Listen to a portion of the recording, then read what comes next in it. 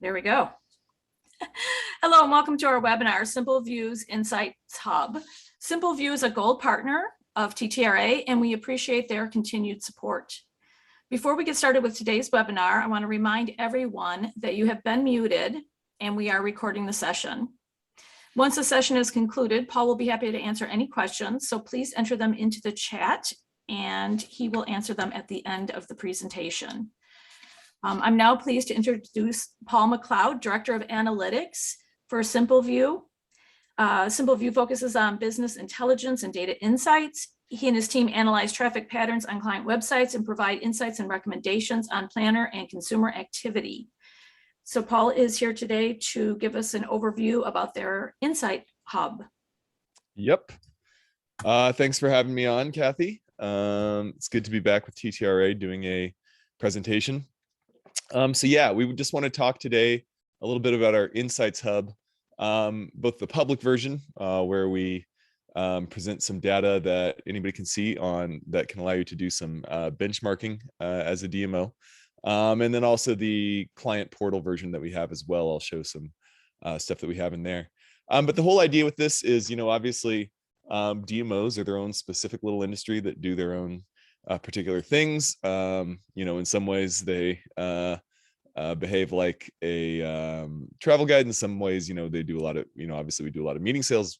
I don't need to explain what DMOs do, but the thing is that they're unique and specific to this industry. And so we think it's useful to have some benchmarking data on those things that are specific to the DMOs as well. And that's what's going to be the sort of the unifying theme with all of the visualizations and data that we look at today. Is it's all DMO specific data, nothing else to sort of to adulterate the insights we can get about this particular niche that we all work in. So yes, I'm Paul McLeod. I'm the Director of Analytics. What does that mean? I oversee a team that helps that collects all this data from over 300 websites worldwide and aggregates it and presents it to the public, and then creates insights based on that information, both for individual clients and for the industry at large. There's also plenty of other stuff we do on our team here, but that's really what we're going to be talking about today. We also, of course, work with clients and do special reports for them, as well as custom data visualization work. But here we'll be talking about the stuff we do for the industry as a whole. So the Insights Hub. What is it? Where do I find it? You can see the URL there. That's honestly slightly redundant. If you also just do simpleviewinc.com/insights-hub, it will redirect there, I'm pretty sure. But you can also get there by just going to simpleviewinc.com and clicking through. And you'll get a couple of options for tourism and destination marketing trends and meetings and events industry insights. The tourism data is updated daily. Most of it comes from Google Analytics. So we just have some systems in place that reliably pull it up and update the system every day. And then the meetings data, with leads, it's a little less dense. So we just pull it weekly and update the database and visualizations then. So what I'm going to do now is I'm going to go into just a live demo of it, because this is all in Google Data Studio, which is a tool that you may know. Here's the overall Insights Hub landing page, which I was just telling you about. It's pretty simple. It's just got the two buttons for the two different sections, and then it's got a number of little scorecards we have here that show year-over-year growth for the month so far in things, a number of important metrics. And we'll get into some more detailed visualizations of all these metrics in a second, so I won't go through all of them. But this just gives you some high-level numbers on what's going on with the numbers lately.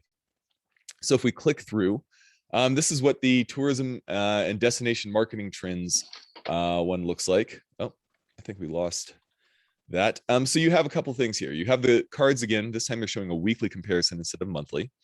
And then you have some check boxes over here that allow you to show and hide various visualizations down below. And you can just scroll down and get information on them, along with a little bit of explanation for what each one is.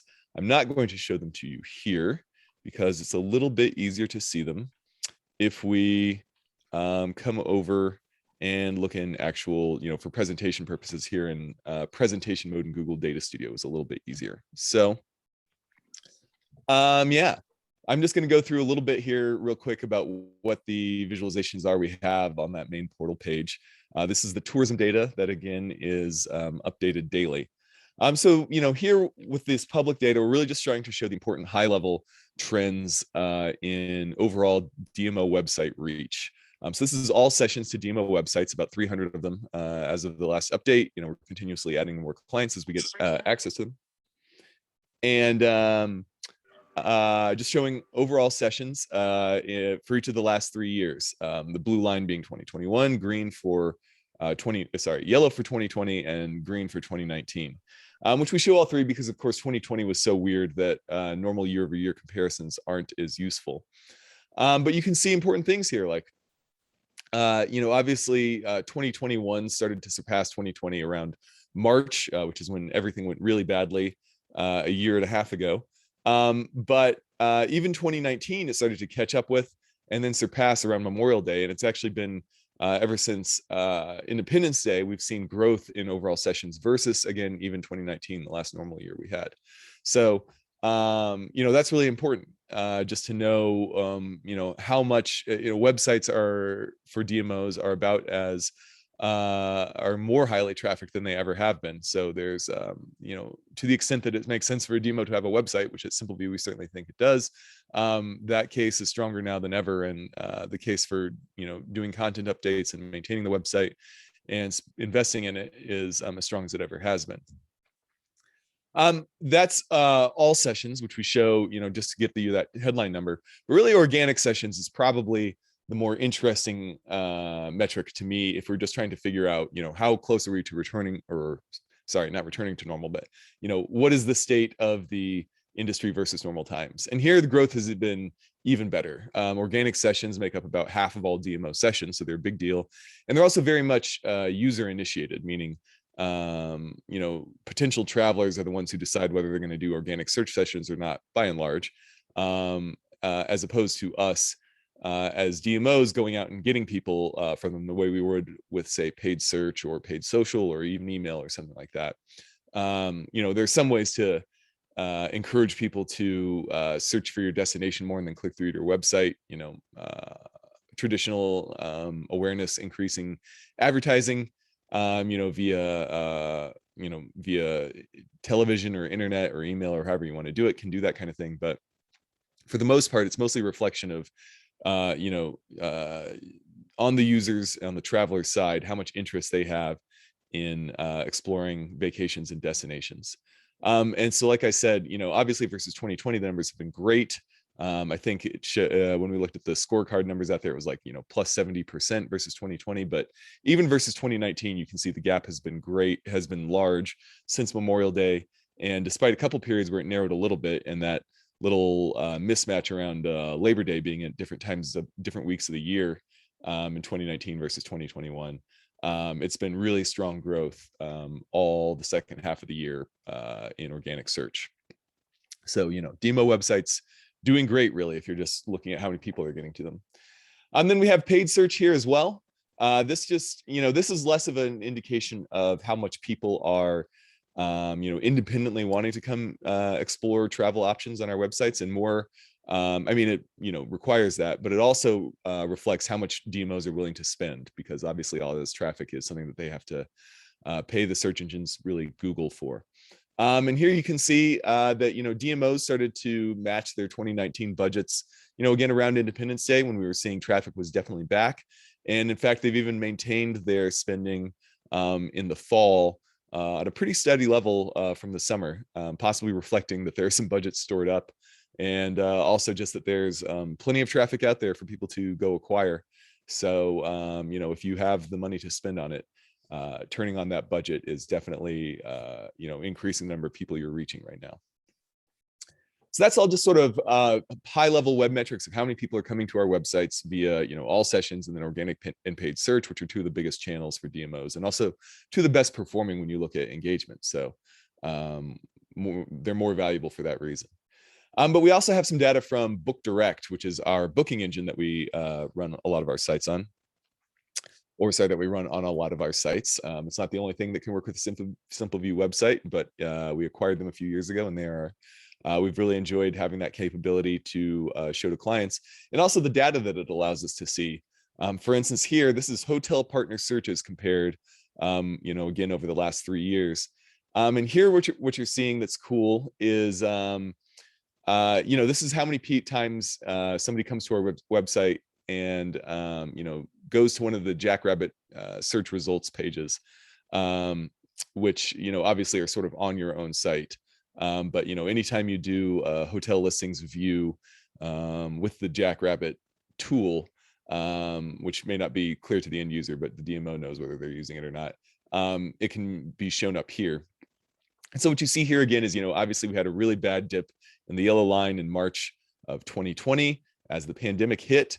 But interestingly, unlike web sessions, which never really came back throughout all of last year, by July 4th, 2020 booking searches were back up to where they had been, and in fact surpassing 2019 for pretty much the rest of the year.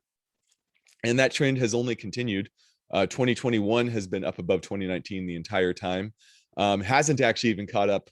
It has caught up to 2020 and is growing, but not nearly as much. So booking searches are, definitely still a big deal. People are, looking for hotels. They're not just coming to our websites to idly consider vacations, but they're actually, getting into the process of searching for hotel options.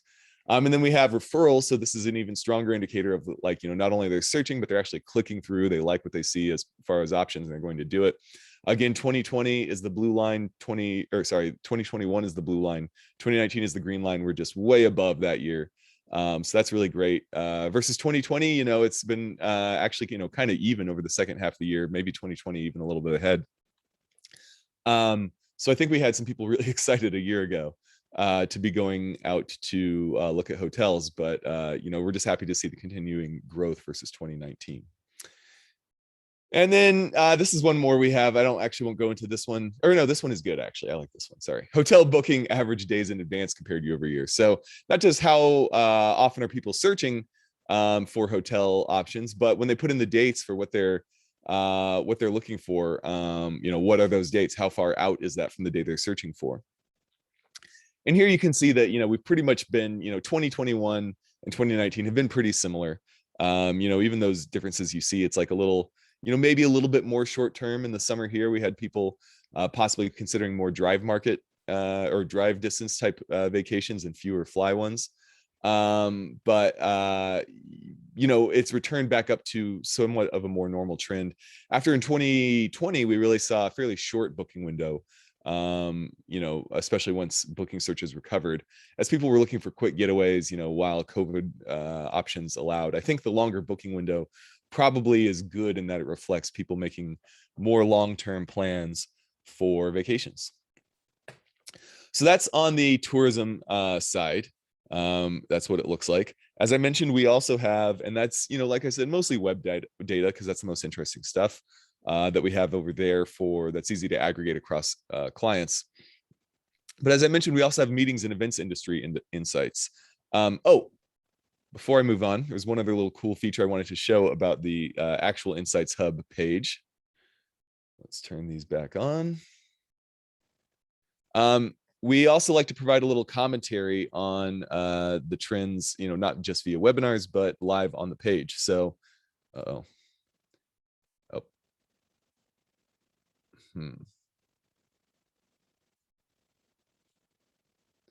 Let me refresh that so that it actually shows the current insights. There we go. Latest update, November 15th. So I get to write these, but we just have a little insight, not just on what's going on with the overall session numbers, but then starting to break it down a little bit and give an idea of why the numbers are that way. And, some possibly, depending on what the information is, some action items or, future outlook on what we can expect going forward. But we try to update those every 2 weeks or so. And we put a little one above each of the little charts there, so you can get some information, some context on what's going on. Just look for the little Insights Plus button and click it, and you'll get a little light box. So as I was saying, back over to the meetings and events side.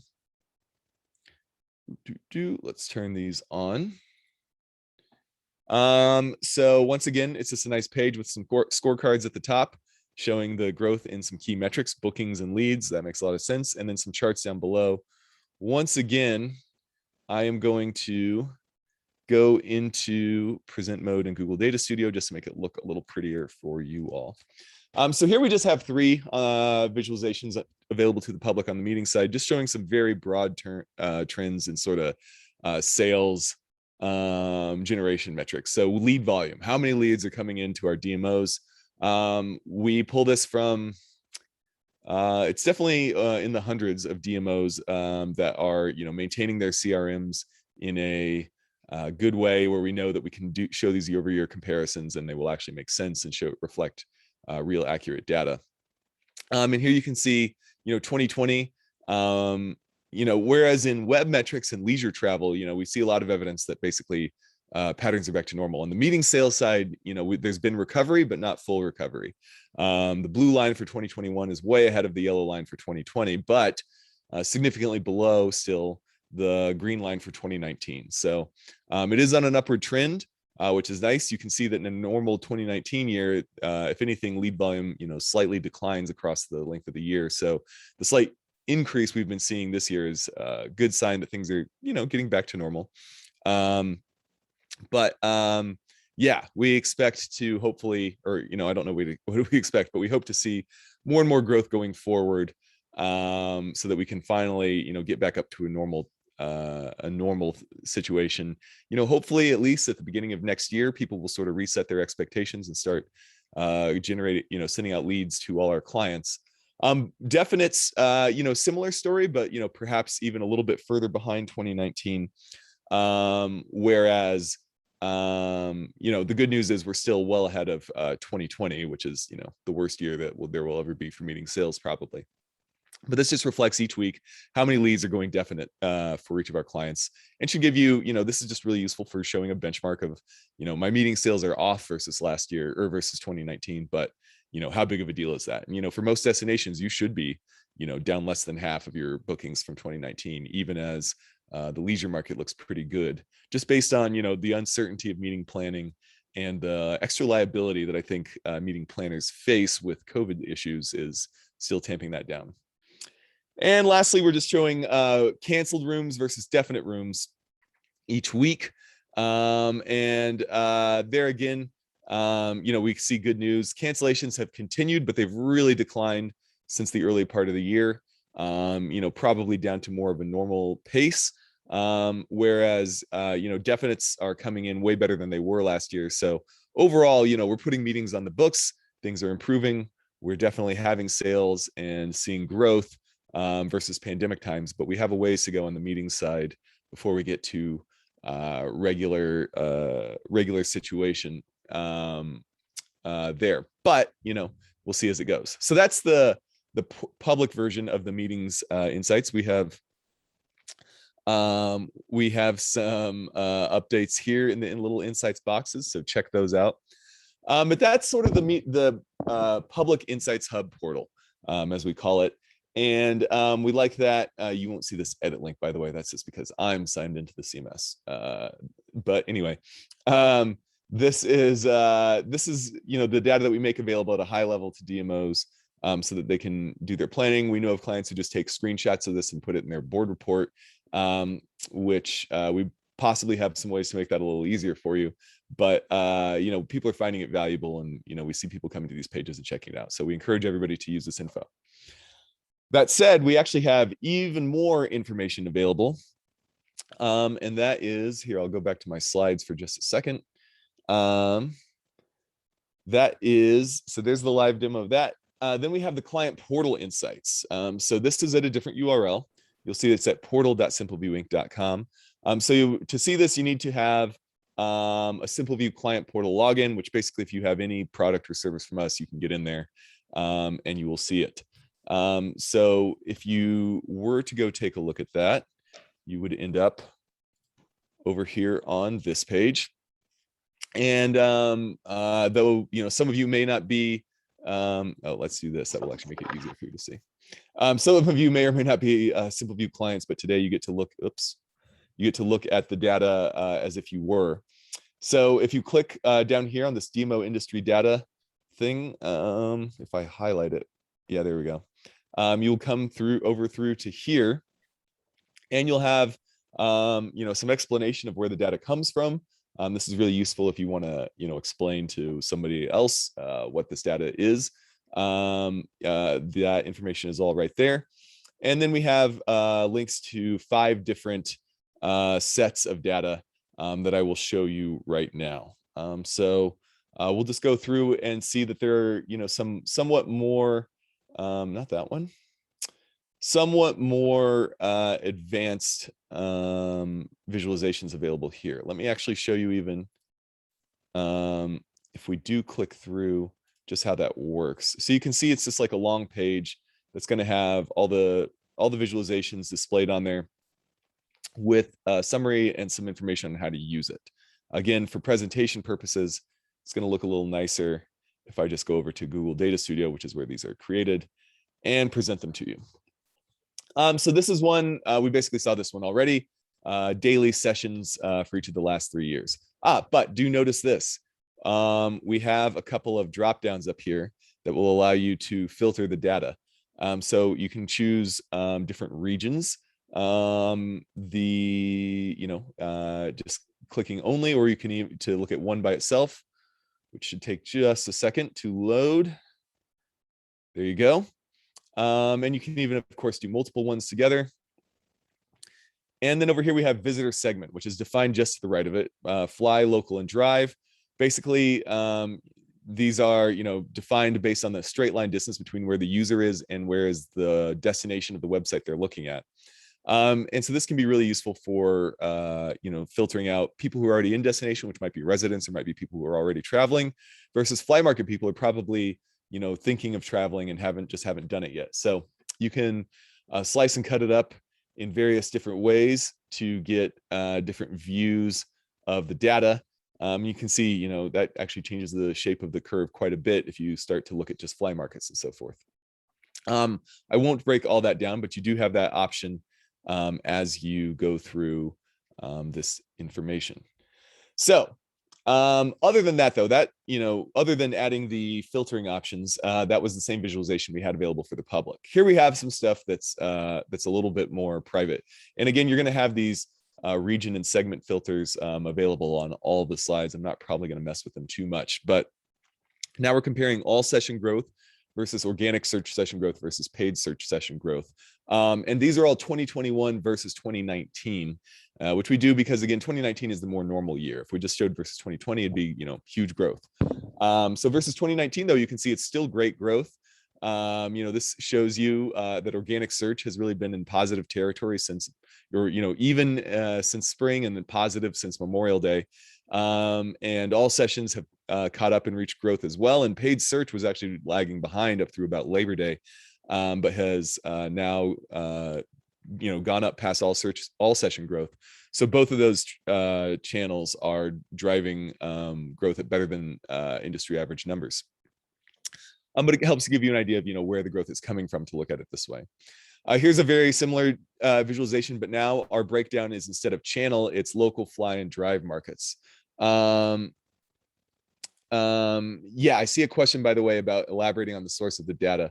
This is all Google Analytics data from DMO websites. I'll go into a little bit more data on it in a minute, but that's the important thing to understand, is this is all specifically DMOs. They are not all Simpleview clients, but it is skewed towards Simpleview clients, people on our CMS, just because that's who we have access to.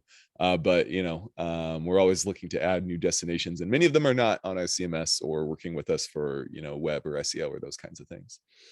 Anyway, so this is local, fly, drive. Like I said, we just break it down in Google Analytics by how far away the user is from the destination. And here again, you can see that local was really lagging through really up through July 4th, and has finally caught up to the other geographic channels, which makes sense. There weren't many events. A lot of locals come to DMO websites for events.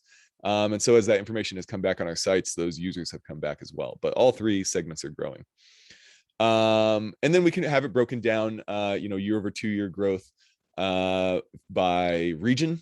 So the green line is Alaska and the teal line is Canada. So those ones are usually outliers because they're just fewer destinations.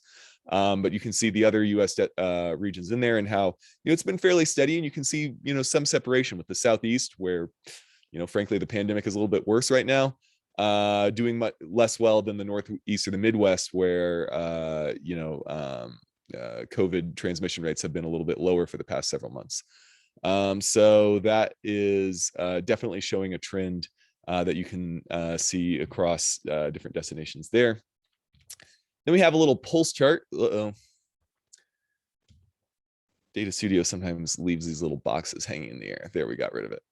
So here we're showing, for each of the regions, what's the growth in, over the last 1 day, 7 days, 14, 21, 30. So this is a quick little growth thing. And you can see, for instance, it's interesting that, the Midwest is, all of them are doing, different levels at different levels of growth at different levels of going further back. And you can also split it up again by visitor segment and look at just local flyer drive, which does, some of these do take just a minute to run because there's a lot of data being aggregated, but there you go. Yeah. And then lastly, we have a map visualization. So this is mostly useful, I think, just for looking at and being pretty. But it does give you, just year to date, or really, looking at this date picker to choose your dates. What is the year over 2 year growth for each of the regions in a way that you can screenshot and show various ways. So that's the all sessions section. Let me just remind you, we've got all web traffic, and then we've got the similar things for organic and paid traffic as well. I won't go as much through every last little visualization because a lot of the concepts are the same, but I'm going to go ahead and present this to you. Come on, go back to, oops. There we go. So here again, we have organic sessions. Again, you've got your date, you've got your filters, just showing daily over each of the last 3 years.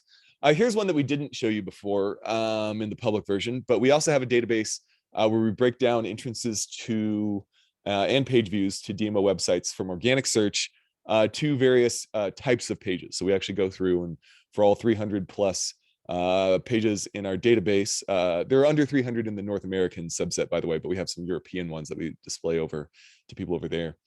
But anyway, we go ahead and categorize the various pages on their website. Not all of them, but just finding, the main landing pages for things to do and events, outdoors, restaurants, hotels, meetings, that sort of stuff. And that allows us to track, which types of content are bringing people to our websites more and less than they did before. So you can see in particular, what's always been interesting to me on this one is that the yellow line for events, again, this is showing, by the way, since before the pandemic at January 1st, 2020. Events really fell off. It was neck and neck with the blue things to do line, but it's been way behind until really just the last couple months that it has finally caught back up, not all the way, but pretty close, and is, doing its part to send people to our websites. But this is, I think, really useful. This is one of the most informative charts for me as somebody, trying to do, help clients with digital marketing strategy. Just knowing what kinds of content users are coming to look at is really helpful for figuring out, how to get people, how to keep people engaged with our sites and considering vacations. Another interesting one for me was the COVID line, the purple one. Last summer was just really huge, was briefly the #1 topic for all of our all DMO sites. But it's since really fallen off. That said, it's still, #4, it's still a popular topic. But for a while there, it was the only thing propping up sessions at all on our websites.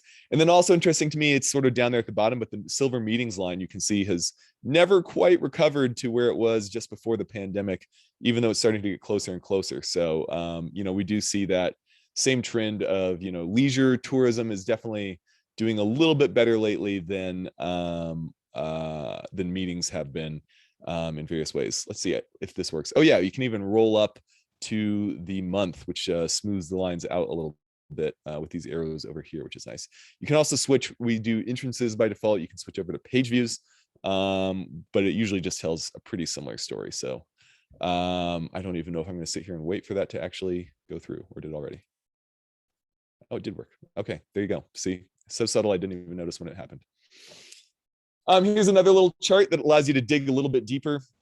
You can look at that same database as the previous slide, but now we're just showing in raw numbers what are the total entrances and page views to these different types of content, with a thicker line for this year, excuse me, and a thinner line for last year. And you can use this control up here to switch around between the various options. There you go. All right, now we're getting back into more similar things to the all traffic data that I showed a minute ago. This is showing daily year-over-2-year growth by fly, drive, and local visitors. If we wanted to see it, for just one region, we could filter that up here. But here you can see the story is somewhat different for organic sessions than it was for all sessions. I won't get into too much of it, but for instance, you can see fly markets have actually been outdoing drive markets for most of the year in this metric, which was not true for 2020. Drive markets were better throughout most of 2020. But this year, since about Memorial Day, people are really planning more long-term trips and doing fly market, looking at destinations well away from where they are, and have continued to do so all through the fall, as we see growth from all these segments. On the regions, you can see, again, the trend is somewhat different.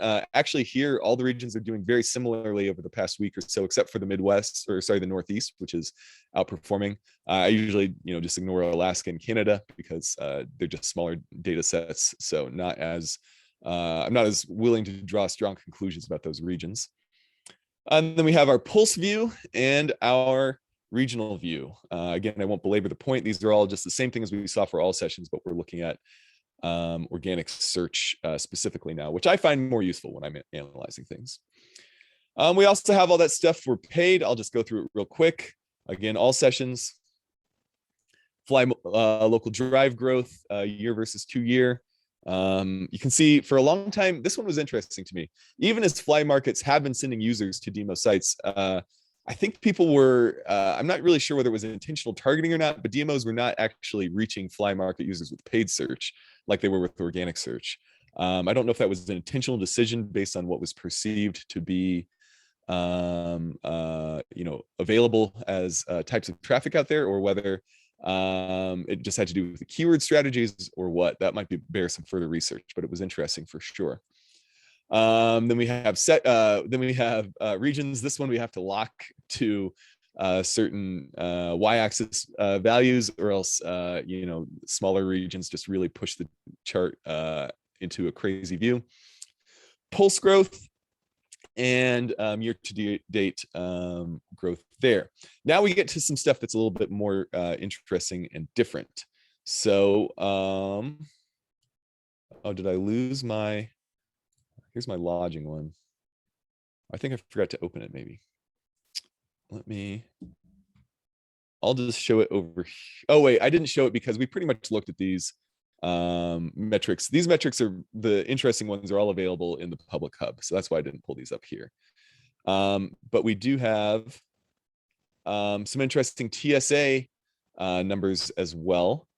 So this is just publicly available data, but we put it in the hub to make it easier for people to see. I think what's interesting here is, this is just people going through TSA checkpoints at airports. Obviously, there's a strong day of week effect. But what's interesting to me here is that 2021 is pretty close to 2019. Hasn't gotten all the way there, but it's getting closer week by week, and definitely beating 2020 really badly. And so that's just been pretty interesting because, in particular, with web sessions, we're seeing people come into our websites more than ever.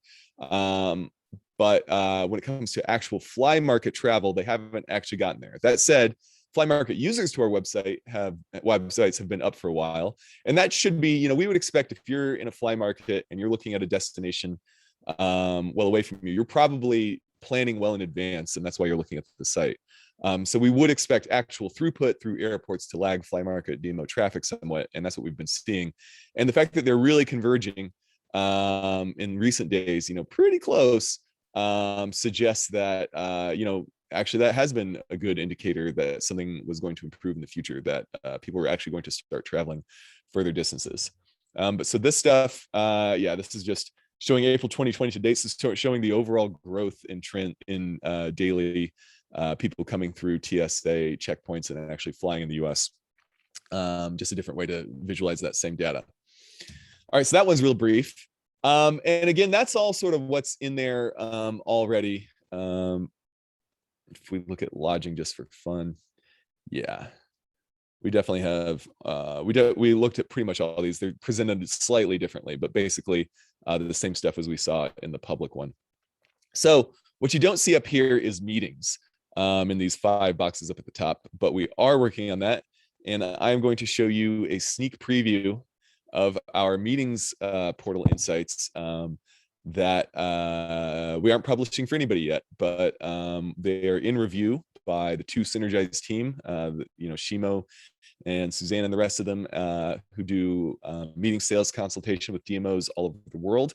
They are the sort of directors of what data should be in these. We put them together recently and they're reviewing it to make sure that the data is accurate and is what they want to see. But I'm just going to show a quick preview.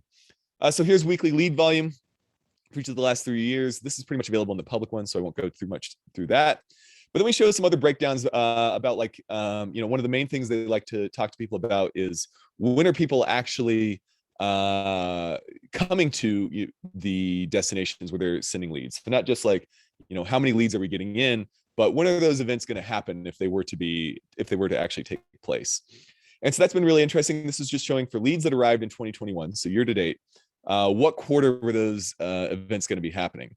And you can see that it's really concentrated right now in Q4 2021 and Q1 2022. So it's really fairly short term. Some of those obviously came in earlier in the year, but more leads are coming in now than were coming in earlier, and it's continuing to be a fairly short time frame. So I think people are still planning meetings when they can sort of still predict hopefully what the COVID situation is going to be.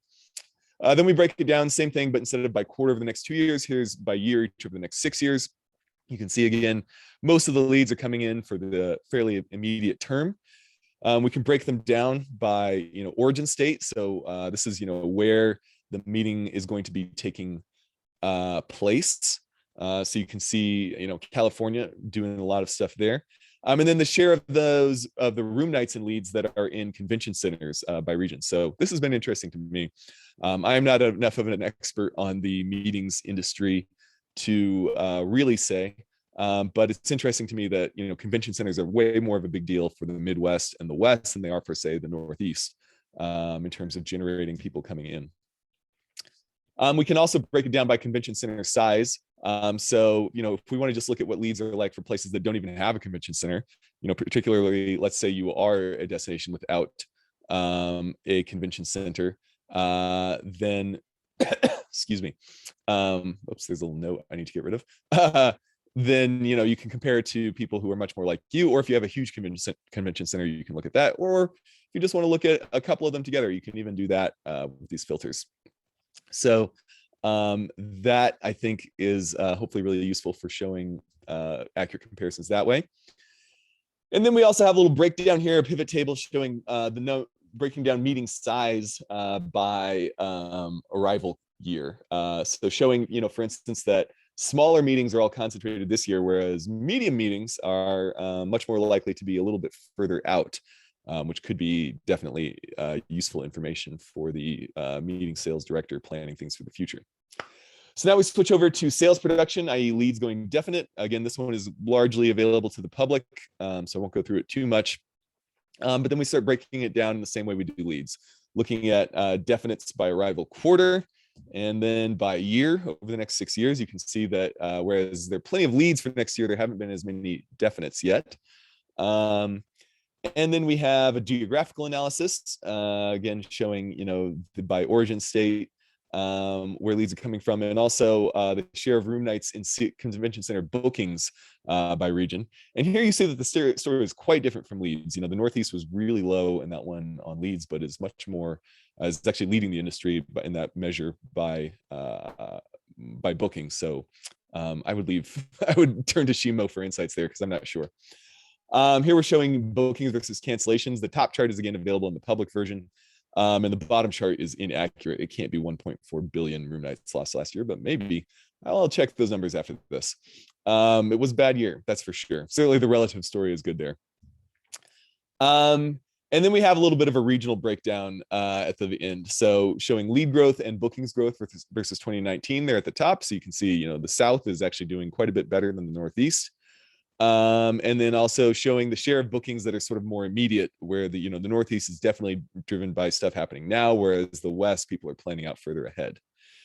And here's our last slide, and then I will stop yakking at you with good timing, actually. But here's our regional breakdown with some dynamic controls. So I can, we're by default just looking at the whole US, but I can say, I'm interested in only the Southeast and show that. And we have a number of different metrics up here. How many leads are coming in, how many destinations, leads per destination, and then, information on when those meetings are happening. And also, the largest destination in the region, how many of the leads do they get? For the Southwest, it's only 6%. I think for the Midwest, it's more like 20%. The largest destination got a fifth of all the leads in that destination or in that region. So definitely some interesting stuff. And you can, again, combine multiple regions together if you're interested in that for whatever reason. But yeah, that should be hopefully coming out in the next couple months. I didn't even ask permission to show that to everybody, but hopefully it'll be approved and up in the client's portal soon enough. Like I said, all that stuff I just showed you is from our client portal. And so you do need to have a Simpleview client login to get in, but plenty of DMOs do.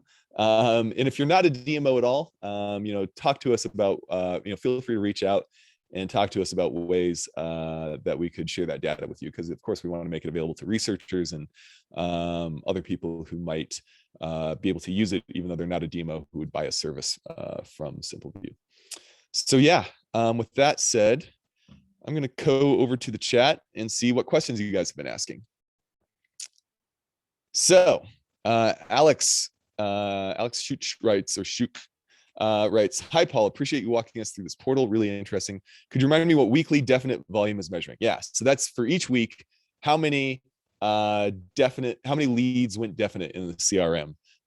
So that's just like in our CRM, if they do that, they will have a status definite equals true, and they'll have a definite date filled out and that sort of information. So again, each week, how many leads did we see go definite across the industry? And then Huying Zhang asks, could you elaborate a bit on the source of the data to generate those graphs? Yes.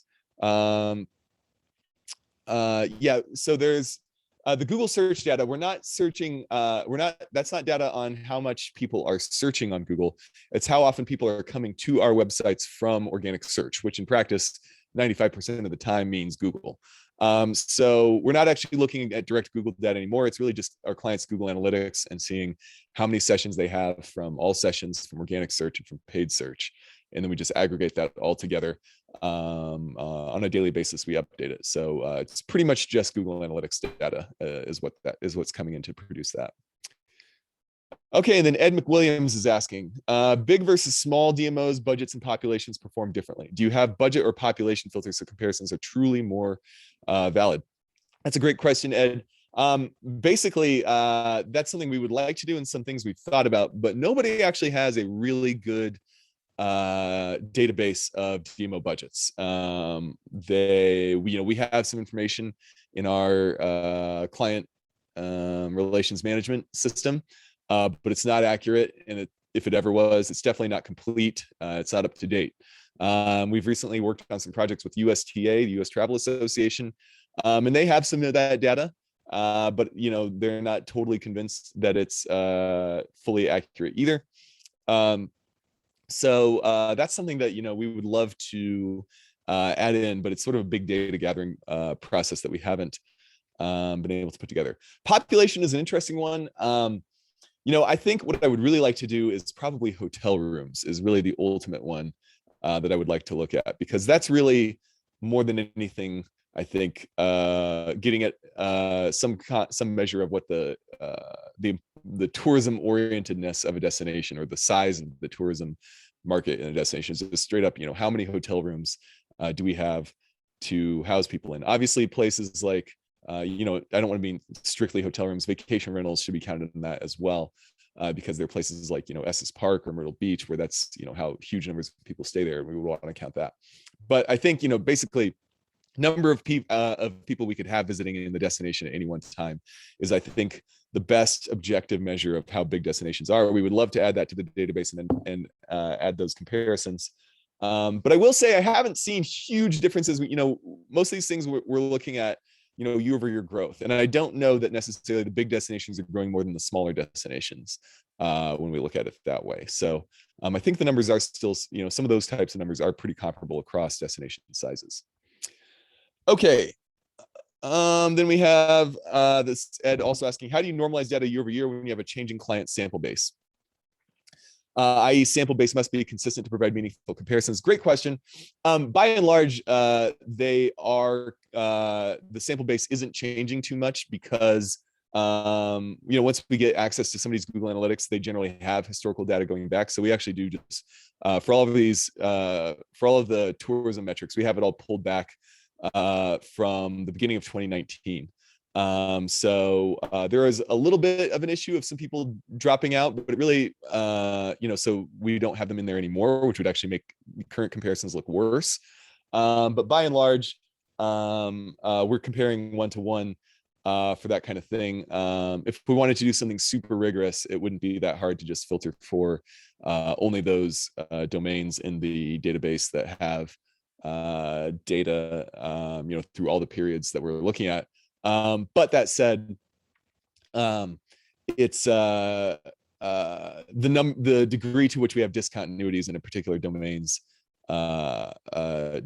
sessions are not so large at this point that it skews the overall aggregates. It's a very small percentage of the overall sample and not the biggest sites, basically. Then Alex has another question for your drive, fly, and local visitor segments. Were these built out natively in Google Analytics or Google Data Studio? Yes, that's how we. That does require a little bit of data processing.